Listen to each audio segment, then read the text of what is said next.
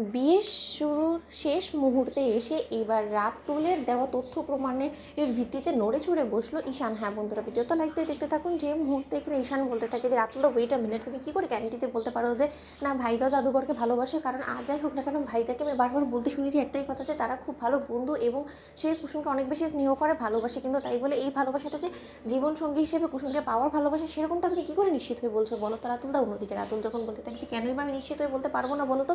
তুমি ঈশান, আমি তোমাকে কিছু ছবি দেখাচ্ছি, তুমি দেখো তো এই সমস্ত ছবিগুলো দেখার পর তোমার কি মনে হয় যে তোমার ভাইদের মনে আদৌ মেঘা ম্যাডামকে নিয়ে কোনো রকম কোনো ভালোবাসা আছে?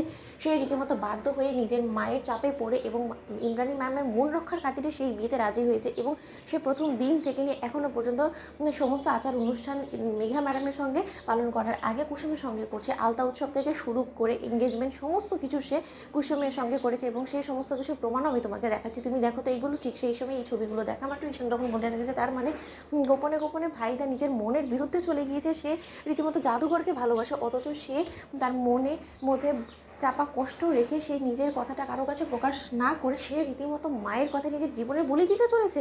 না না না, এই ঈশান থাকতে কোনো মতেই হবে না। কারণ এই একই জিনিস যখন আমি করতে চলেছিলাম তখন ভাইদা আমাকে বাধা দিয়েছিল। ভাইদা আমাকে বলেছিল যে মন যেটা বলে সেটাই করা উচিত, এবং এবার ভাইদা নিজের মনের বিরুদ্ধে গিয়ে শুধু মায়ের মন রক্ষার খাতিরে সে মেঘাকে বিয়ে করবে। মেঘা যত ভালো মানুষই হোক না কিন্তু, কিন্তু তার শর্ত আমি আমার ভাইদের জীবনটা তছনছ হয়ে যেতে অন্তত দেবো না। কারণ একজন ভালোবাসা মানুষের সঙ্গে সে যদি গোটা জীবন নাই কাটাতে পারে তাহলে সেই সংসারটা আর যাই হোক না কেন সুখের কোনো মতেই হতে পারে না। ঠিক সেই সময় যখন কিনা রাতুল বলতে থাকে যে 1 মিনিট ঈশান, তোমার আরও একটা ভুল ধারণা ভেঙে দেওয়ার জন্য আমি রীতিমতো এখানে এসেছি।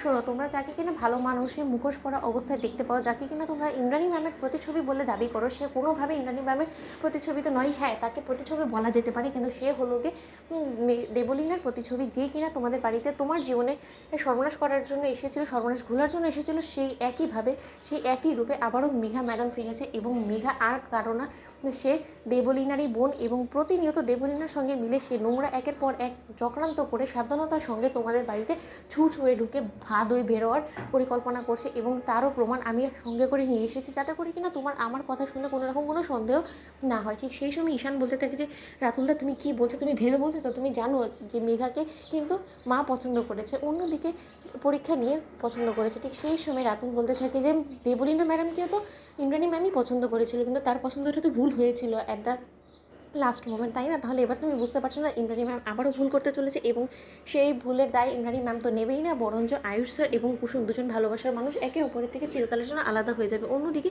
ঈশান বলতে থাকে কিন্তু জাদুঘর কেন এই সমস্ত কিছু হতে দিচ্ছে বলো তো ঈশান? রাতুলদা, ঠিক সেই সময় রাতুল বলতে থাকে কারণ কুসুম কোনোভাবেই চায় না যে ওর দেবী মা রুষ্ট হোক। তো বন্ধুরা, লাইক কমেন্ট শেয়ার করো, সাবস্ক্রাইব করতে ভুলো না।